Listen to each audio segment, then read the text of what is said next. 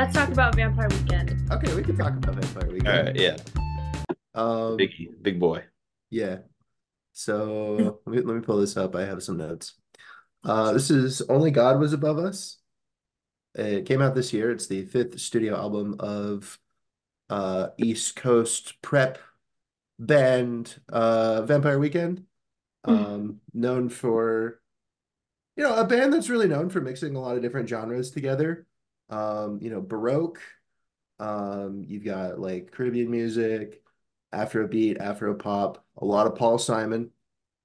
Their first album came out in 2006, and it is one of my favorite albums of all time. I really, really like their debut album. I think their discography, their first three albums were really, really solid. Wasn't super hot on Father of the Bride because they had lost their producer. Let me see if I remember his name. Um, Ru Something Batman G. oh yeah, Yeah, I don't remember his first name. His last name is Batman with Rustum. the G at the end. Rustum. Rustum, yeah. Yeah. He was very largely, I mean, Ezra Koenig and him were both very influential in their sound. And I feel like with Father of the Bride, after they had lost Rostam, they kind of didn't they felt a little listless, a little aimless. And then with this album, Only God Was Above Us, I believe they've written their second best album of all time. I love this album. This album has been on repeat every single day since it came out. Of course, I do love Vampire Weekend. I'm a big fan. Got a lot of nostalgia for them. But this one, they really feel like they figured their shit out and have released an incredible record here. This album is on the running for album of the year for me, I believe. Um, it's still very Vampire Weekend, but there's a lot that is you wouldn't hear on their first few albums. Something about their discography is they're very precise. Especially in the first two albums, there's not like a guitar or a harpsichord or a vocal or a bass line that's out of place. Everything seems engineered perfectly, and it's incredible. It's like this machine that works perfectly every single time. Everything is meticulous, but it can feel a little bit soulless, I think. Not to say that their albums are bad. But this album, Only God Was Above Us, is really wacky. It's definitely still Vampire Weekend, but it feels a lot messier. It feels a lot more human, I think, than their other work. There are points in the album where there's just so much reverb that it's hard to really tell what's going on in Connect. Classical and Capricorn have these like wailing guitars that feel almost like unpleasant. They're almost harsh, but I think they go really well with the song. And there's this incredible upright bass that plays throughout the album. There's, a lot of really weird little things that you can only pick up on after you listen to the album over and over and over and over again. It's like a little gift every time you listen to the album. I don't know. I can gush on about this record forever. I love this. What did you all think? Yeah, this was very unexpected, I think, when I listened to it. Do you know who produced it? I I do not. Um, Because I was when I heard the singles, I was like, oh, like Vampire Weekend is like doing some Tame Impala kind of thing or something. I yeah. don't know. They're going very like, I don't know, like indie grungy more at for them, like not Mhm. actually, but for them. But then when I heard the whole album together, I was like, oh, that's what they were trying to do. I feel like the singles weren't necessarily representative of the whole album. And then when I Mhm. listened to it, I was like, whoa, that was really good actually. And it was such an interesting contrast from the last album because that one was so like clean and just very, very different.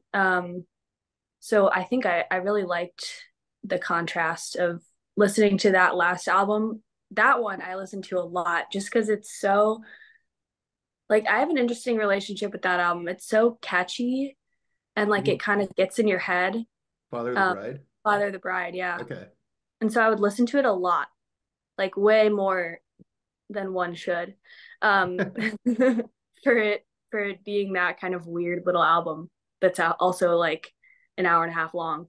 Um, but this one is just like so different. It's really interesting. And like the kind of aesthetic that they're going for that goes along with it that's different than their first three, but also like kind of in the same vein is also very interesting. Um, Let me see what I really liked. Um, I didn't really love Gen X Cops when it was a single, but then on the album I really liked it. Um, and I love the last song, Hope. That one's really good. Hope is beautiful. That's a gorgeous Very song. good album under, yeah. I also really like Capricorn, Connect, Prep School Gangsters. Another one I didn't love it as a single, but it's great in the album. I feel like Prep School Gangsters is their most like them song. Yeah, I It, agree. it's like the most Vampire Weekend song on the record. Yeah. It's very they played very straight with that song, but I really like it. I think it's great. Yeah, I mean, who doesn't like Vampire Weekend? Like Yeah. old vampire. What did you think, Matt? Yeah.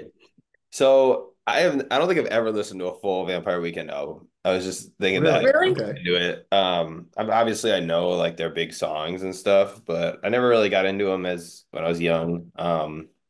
I mean, I always know the what's the song that always plays in everybody's car when they turn it on? A Punk. Yeah, Oh A yeah. Punk because it's Do like do Kate do do do do Nash. do do boo Yeah, do do do. so Yeah. obviously I know that one. So yeah, I didn't really know what to expect really, but I guess I was thinking of that's what it would be like those songs. Definitely wasn't like those songs at all.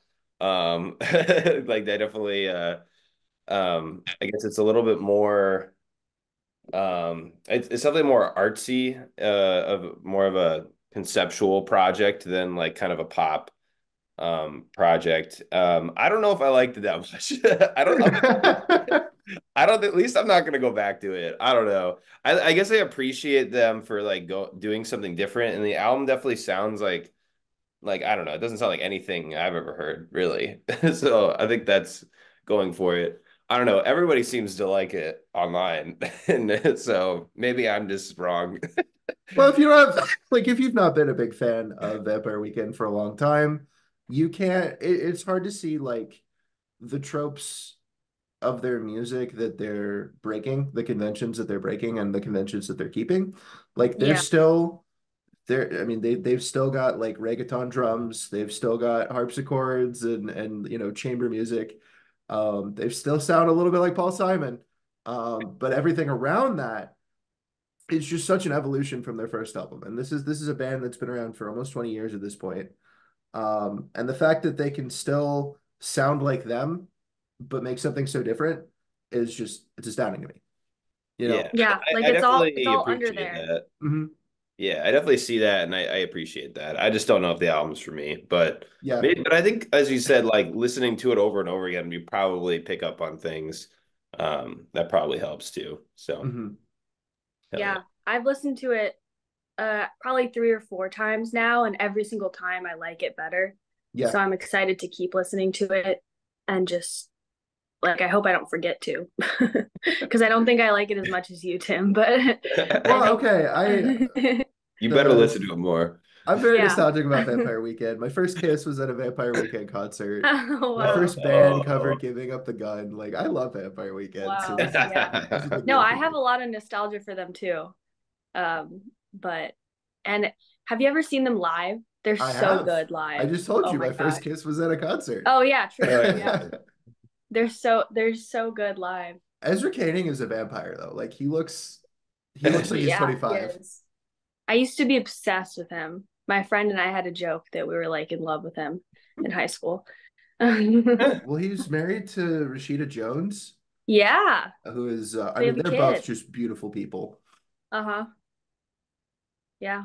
Um anyway, uh Hell yeah. anything I want to say anybody want to say anything else about this record? Did you ever find out who the producer is? Yeah, Ezra Koenig. There's a bunch of people. It was Ezra Ariel Reicheld. I don't know how to I don't know who even that say is. that name. That sounds familiar actually, but Um, maybe I'm Huh. It's a bunch of thinking different of people. someone else. yeah, there was a bunch of, I Yeah, guess yeah. I Rostam assumed it was was a on bunch this of a little different bit people. Yeah. to produce, but he did not have a very big hand. He was also not like a member of the band at the time. Um, but yeah, I think I'm gonna give this one a 9.5 out of 10. I really love this album. Wow. Yeah, All this right. is this might be my album of the year. I don't know. I gotta see how the year folds out, but I love this one. Nice. I'm happy for you. It's Yeah. funny because Rick Rubin helped produce the last one, Did or he like they really? went to, yeah, they went to Shangri-La, and it's in the, I don't know if you have ever seen the Shangri-La documentary, like the docu-series. Mm-mm, no, I haven't. It's You pretty should cool. watch it. It's great. It's like a 4-part docu-series It's funny about that that. Father of the Bride is like your favorite, the one that you've had on repeat so much. I should probably go back and listen to it I because don't think it's my favorite. I just okay. think it's like very listenable, I Uh-huh. guess. Okay. And very like all the songs are very catchy. I Mm-hmm. think probably one of the first three is my favorite. I'd have to go back and listen to them again, but probably the third one or I'm the first gonna go one. back and listen to it then because I remember when it came out, it didn't do a lot for me, but Yeah. it was I also think I like also just have a nostalgic uh thing for it too because it came out like final season 2019. I was in college, so I like listened to it when I was studying for finals mm-hmm. that year, and it's good for that. It's like very background music, which isn't necessarily Okay. a good thing, but and then COVID happened and all Yeah. that. So Thanks for watching that video. And if you want to watch another one, please like and subscribe. It really helps out the channel. And tell your mom, tell your dad. Dad Radio, Chicago's Meat and Potatoes.